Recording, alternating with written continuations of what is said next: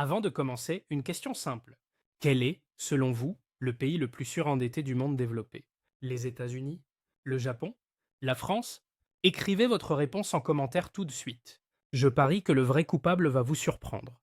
En ce moment même, dans l'une des nations les plus riches de la planète, quelque chose a terriblement dérapé. Des centaines de personnes, jeunes diplômés, étudiants, familles actives, font la queue sous la pluie pendant des heures, simplement pour visiter un seul appartement. Dans les grandes villes, les plus chanceux dorment dans des conteneurs maritimes reconvertis. Des propriétaires louent des lits individuels à l'intérieur de boîtes en acier pour plusieurs centaines de dollars par semaine. Pour acheter une maison au prix médian à Sydney aujourd'hui, un ménage doit gagner 260 000 dollars par an. Le revenu médian est de 100 000. Un nouveau prêt immobilier engloutit 47% de ce revenu avant même qu'une seule facture ne soit payée. Avant la nourriture, avant l'électricité, avant tout le reste. Ce n'est pas un pays en développement. C'est l'Australie. Le pays qui a traversé 30 années consécutives sans une seule récession. Le pays qui était censé être immunisé contre les lois de l'économie mondiale. Alors que s'est-il passé? Et surtout, comment cela finit-il? Pour répondre, il ne faut pas regarder du côté de Londres, de Tokyo ou de New York. Il faut regarder du côté de Buenos Aires, parce que tout cela s'est déjà produit. Et le pays qu'il a vécu porte un nom que l'histoire n'a pas oublié. En 1910, l'Argentine était le miracle du monde. Un âge d'or alimenté par les matières premières. Il avait les ressources, les terres et l'arrogance de croire que sa chance était une loi permanente de la nature. Elle a choisi la spéculation plutôt que la production. Le confort du présent plutôt que la stabilité du futur. Aujourd'hui, l'Argentine est le conte d'avertissement le plus tragique du monde. Un siècle de glissade vers l'endettement et l'évaporation totale de la classe moyenne. La plupart des gens regardent les nouvelles d'Amérique du Sud en pensant que ce genre de pourriture systémique ne pourrait jamais toucher une démocratie anglophone développée. Ils ont tort. Parce que le même ADN économique, la même obsession pour l'extraction de matières brutes, la même addiction aux actifs improductifs, est en train d'écrire le dernier chapitre du pays que l'on surnomme le pays de la chance. L'Australie n'est pas une nation riche traversant une mauvaise passe. C'est l'Argentine avec de meilleures plages et une salle d'attente plus confortable. Pour comprendre comment une machine à richesse du premier monde commence à se décomposer de l'intérieur, il faut remonter au plan d'origine. Dans les années 50 et 60, l'Australie n'était pas un fonds spéculatif immobilier. C'était le pionnier mondial de la classe moyenne moderne.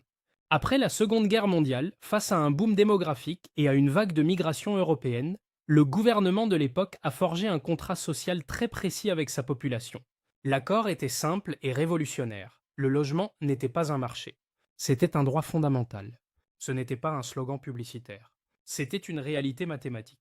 Un seul revenu ouvrier, celui d'un facteur, d'un mécanicien ou d'un ouvrier d'usine, suffisait pour acheter une maison de 3 chambres sur un terrain d'un quart d'acre, élever 3 enfants, posséder une voiture et partir en vacances chaque année. Le prix médian d'une maison représentait 3 à 4 fois le salaire annuel moyen. Aujourd'hui, dans des villes comme Sydney, ce ratio avoisine 14. Cette prospérité d'après-guerre n'était pas un miracle. Elle résultait d'une politique gouvernementale délibérée et rigoureuse.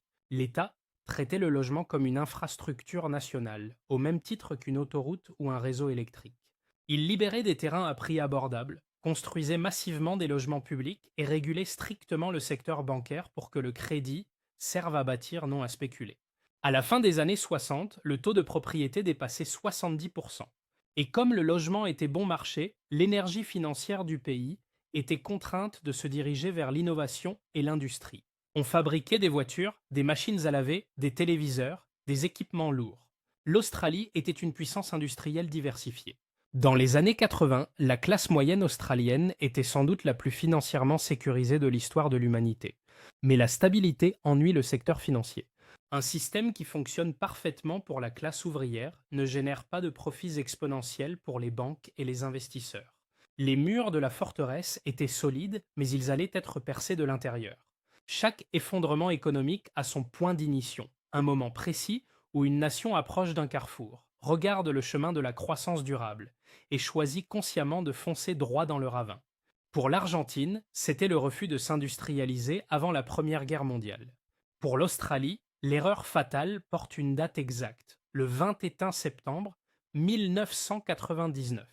Ce jour-là, le gouvernement australien effectue une modification apparemment anodine du code fiscal. Il annonce que tout investisseur conservant un actif pendant plus de 12 mois bénéficiera d'une réduction de 50% sur l'impôt sur les plus-values. Si vous achetiez une maison et la revendiez un an plus tard avec un énorme profit, le gouvernement ignorerait simplement la moitié de ce gain au moment de l'imposition. Prise isolément, c'était une généreuse réduction fiscale pour les fortunés.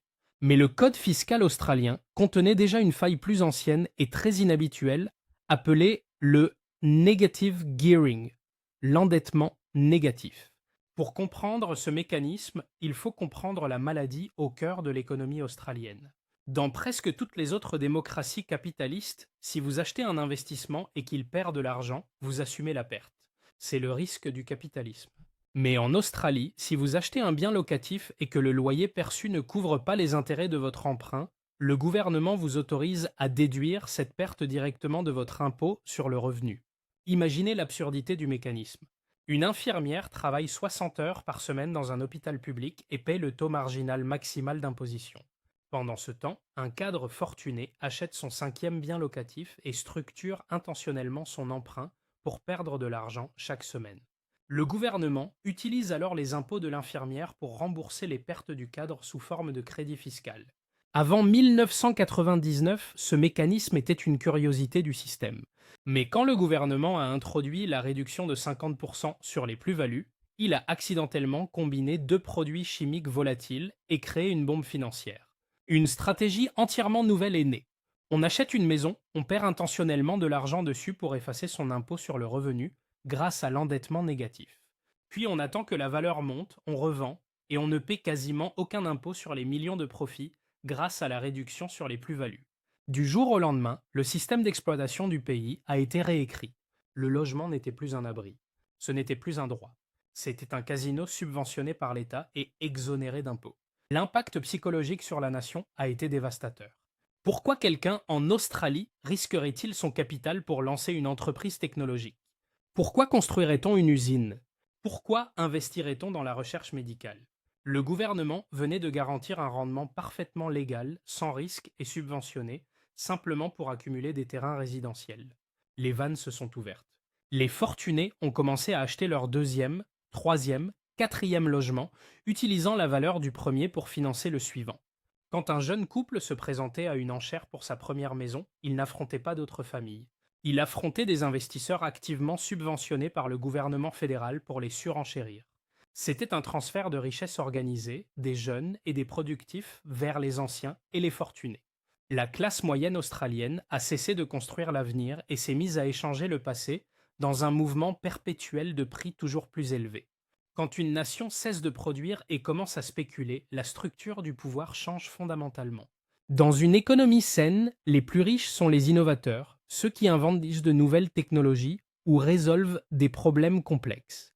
Dans une économie spéculative, les plus riches sont les gardiens, ceux qui possèdent la terre, contrôlent le crédit et extraient les ressources brutes. En Australie, trois forces profondément interconnectées dominent le sommet. Une poignée de géants miniers, un cartel de promoteurs immobiliers et quatre grandes banques. Ces quatre banques ne sont plus des institutions financières traditionnelles. Ce sont des usines à prêts hypothécaires adossées à la garantie de l'État. Près des 2 tiers de tous leurs crédits vont directement dans l'immobilier résidentiel. Elles ne financent pas l'avenir du pays. Elles injectent d'interminables flux de dettes dans la bulle immobilière en prélevant leurs commissions au passage. La boucle est d'une simplicité brutale. Les géants miniers extraient le minerai de fer et le charbon pour les vendre à l'Asie, ce qui crée l'illusion d'une richesse nationale. Les banques canalisent ce capital vers le marché immobilier. Et les promoteurs rezonent les terrains pour les revendre à prix gonflés aux ménages surendettés. Comment un système aussi déséquilibré survit-il dans une démocratie moderne? Parce que le cartel possède l'arbitre. L'Australie dispose de l'un des paysages médiatiques les plus concentrés du monde démocratique. Un seul empire familial contrôle près de 60% de la presse quotidienne métropolitaine ainsi que des réseaux de télévision dominants. Tout politicien qui tente de toucher aux avantages fiscaux immobiliers ou d'exiger que les géants miniers perdent leur juste part est systématiquement détruit dans la presse.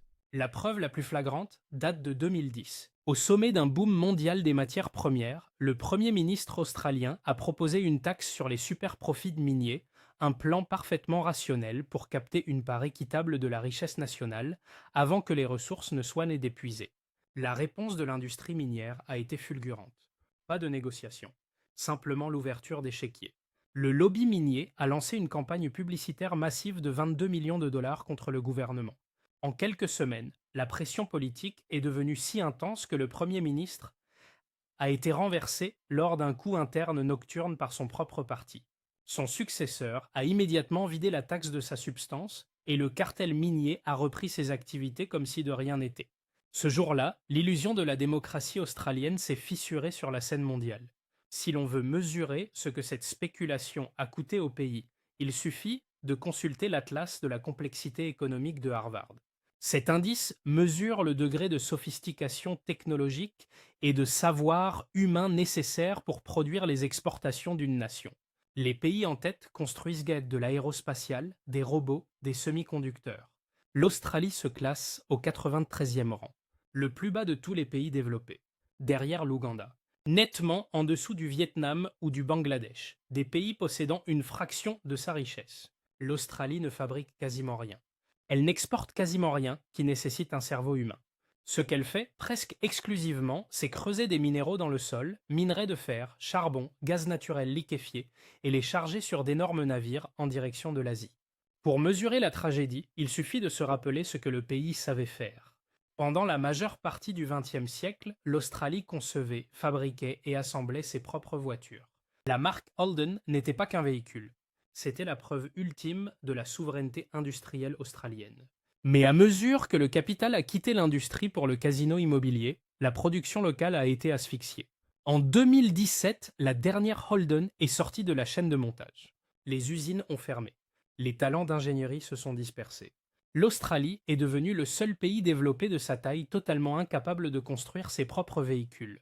Le marché immobilier résidentiel australien pèse aujourd'hui près de 12 000 milliards de dollars. C'est environ 4 fois la taille de l'ensemble du marché boursier australien.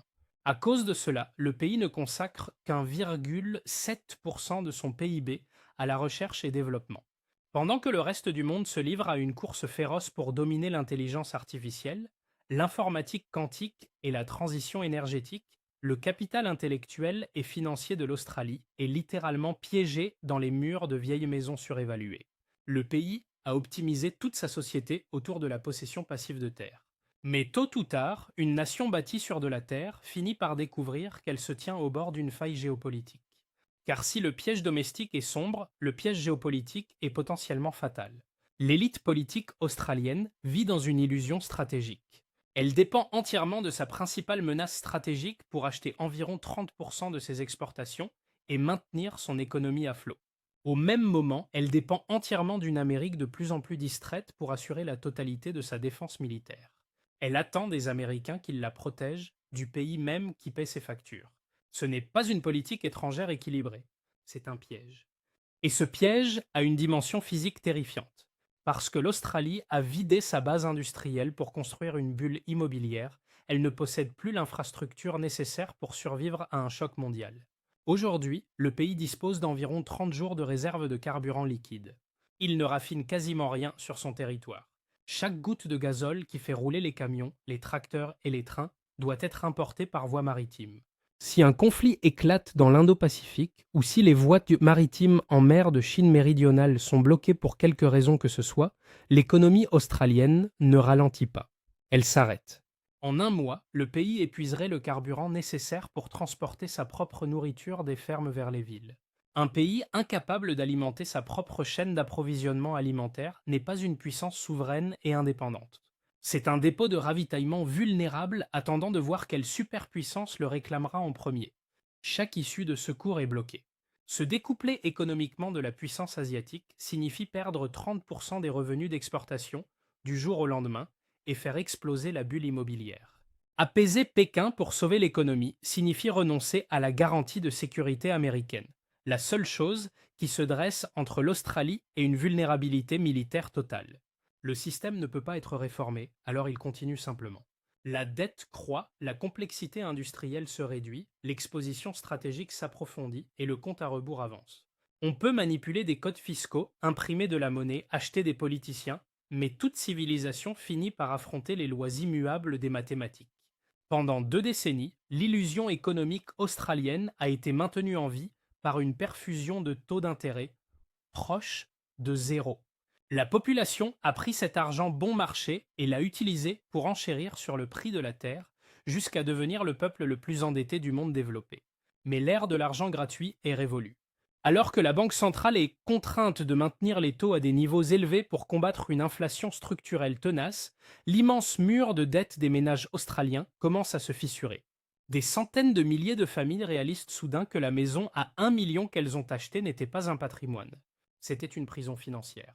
Quand 47% du revenu médian disparaît dès que la paie tombe, juste pour empêcher la banque de saisir le bien, l'économie au sens large étouffe.